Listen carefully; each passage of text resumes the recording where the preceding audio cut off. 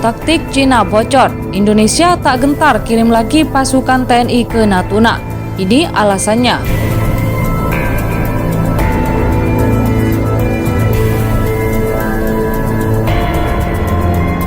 Halo Sobat Pena, jangan lupa klik tombol subscribe dan nyalakan tombol lonceng agar tidak ketinggalan video-video terbaru dari Pena Militer. Kemampuan Indonesia menjaga jalur komunikasi laut dari Laut Cina Selatan hingga Selat Malaka akan semakin diperkuat.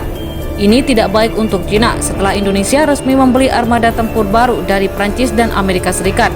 Cina rupanya sudah menyiapkan rencana pembalasan kepada Indonesia. Indonesia memborong 42 unit jet tempur Rafale Prancis dan direstui membeli 36 unit F-15X Amerika Serikat yang belakangan dikenal dengan nama F-15IDN.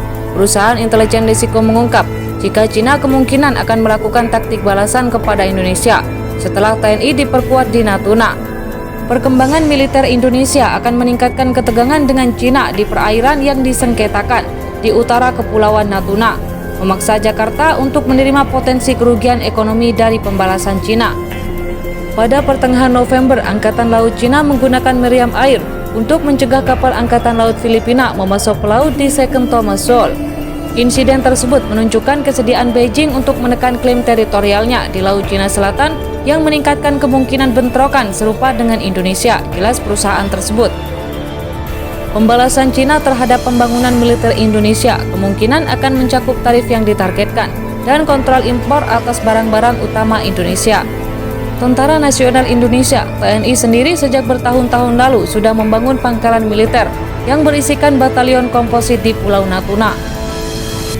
Batalion komposit di Natuna ini terdiri dari pasukan gabungan TNI 3 Matra. Alutsista yang ditempatkan TNI di Natuna pun kelas 1, di mana nantinya mesin perang terbaik TNI akan berada di Natuna seperti F-16, Block 52ID, Sukhoi 27 dan 30, hingga kapal perang korvet macam KRI Bung Tomo. Penjagaan ekstra ketat di Natuna disebabkan adanya agresivitas Cina dengan klaim 9 Dash lainnya. Analis senior dari Australian Strategic Policy Institute mengatakan bila Indonesia sangat berhati-hati dalam masalah Natuna dengan Cina.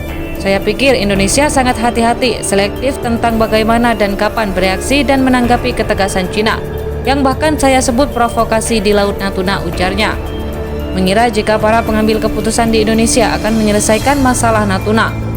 Media asing benarnews.org juga mengungkap bahwa pejabat senior Indonesia menjelaskan jika militer Indonesia melakukan upaya tak terpublikasi tapi tegas di Natuna Utara. Fakta bahwa Angkatan Laut Indonesia dan Bakamla atau Badan Keamanan Maritim Indonesia mengerahkan kapal perang dan Coast Guard untuk menunjukkan posisi Indonesia. Tidak harus melakukan tindakan afirmatif seperti menimbulkan konflik atau semacamnya. Tak cuma menempatkan pasukan terbaiknya di wilayah Natuna untuk menjaga NKRI. Alutsista Indonesia juga menempatkan pasukan terbaiknya di Natuna untuk menjaga kedaulatan NKRI. Hal ini seperti dikutip dari artikel terbitan Antara 4 Juli 2022. Angkatan Laut baru saja menempatkan pasukan operasi Satgas Pulau Terluar di Natuna. Jadi bagaimana pendapat Anda? Silahkan tulis di kolom komentar.